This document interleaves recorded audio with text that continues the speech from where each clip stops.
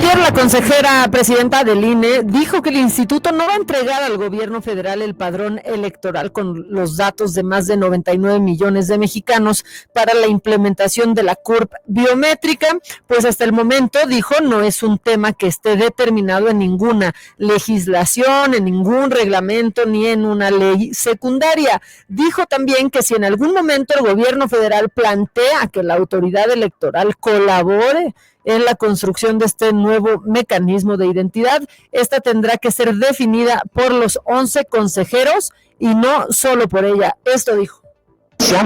¿Cómo crees que el Instituto Nacional Electoral va a perder esa parte sustancial que le da sentido a toda la organización del proceso electoral? En ninguna parte existe esa solicitud primero, pero es como una percepción también que se posiciona. Van a pedir el padrón, van a pedir la lista, van a acabar con el Instituto Nacional. No, y si llegara a darse una mesa de trabajo en donde en uno de los puntos fuera la coordinación del instituto con aquellos, pues en ese momento tendríamos que actuar de acuerdo a la agenda de ese día, pero ahorita no está en la agenda, que entreguemos el padrón y la lista.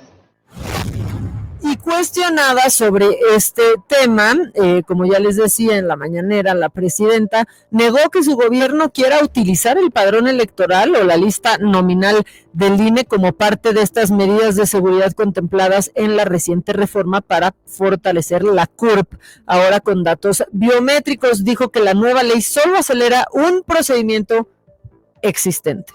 Pero no sé por qué dijo eso, porque ni hemos hecho la solicitud, ni está en la ley, nadie ha hablado ni del padrón electoral ni de la lista nominal. Lo que tiene la ley, es muy importante que todos lo sepan, es que se acelera un procedimiento que ya existía. Bueno, para hablar de esto ya tengo en la línea a un consejero del INE, Uki Vespadas, que de antemano, Uki, te agradezco porque siempre estás aquí al alcance y siempre nos contestas. ¿Cómo estás? Bien, muchas gracias, con el gusto de estar contigo y con tu auditorio, muchas gracias. Pues gracias a ti. A ver, pues, ¿qué nos puedes decir de esto? Ya lo aclaró la consejera presidenta. ¿Tú qué nos dices? Pues mira, tendría poco que añadir a lo que han dicho las dos presidentas. Efectivamente no hay ningún mandato legal que indique que el INE deba entregar los datos biométricos o el padrón electoral al gobierno para la realización de la CURP biométrica. Tampoco ha habido una solicitud en ese sentido y me parece razonable que no la haya habido, porque los datos del padrón electoral, incluyendo los datos biométricos, son información reservada de personas, de particulares, no son datos que el INE pueda manejar a su albedrío. Es decir, cuando una persona acude al módulo de credencialización a solicitar su credencial, le entrega sus datos estrictamente al Instituto Nacional Electoral para los efectos legales, esto es, la expedición de una credencial para votar y en su caso su uso, el derecho a su uso como identificación.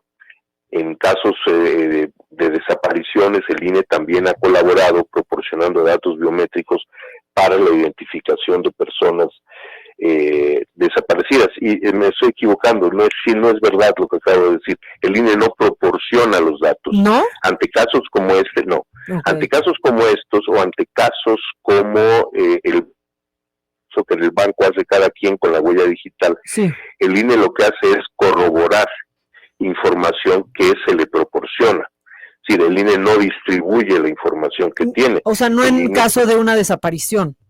No, en caso de una desaparición, la autoridad proporciona los datos de la persona encontrada, presumible, y entonces el INE coteja e identifica o no a esta persona. Pero no da los datos, o sea, ustedes lo verifican, digamos. Efectivamente, el INE no puede dar los datos porque los datos son datos reservados de una persona y solo esa persona en lo particular puede disponer de ellos, de mandatos legales y otros que tienen limitaciones en todos lados. Pero en principio, si no hubiera una ley que lo ordenara, e incluso reflexionando en vivo sobre este asunto, sería complicado que una ley decidiera que datos que 100 millones de personas proporcionaron para el único efecto de tener una identificación para votar fueran entregados a la Secretaría de Gobernación.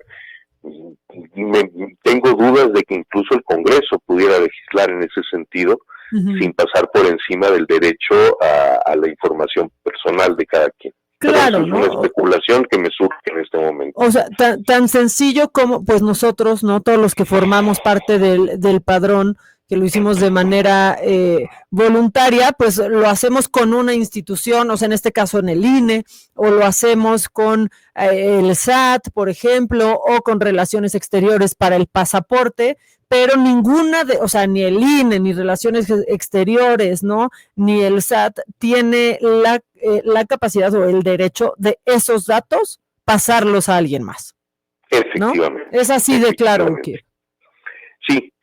Entonces, bueno, me parece que la situación es bastante clara, es efectivamente lo que dicen las dos presidentas, la del INE y la de la República, es correcto. No hay ninguna previsión legal que lleve hacia eso y no ha habido ningún planteamiento por parte del gobierno y el instituto para entregar esta información.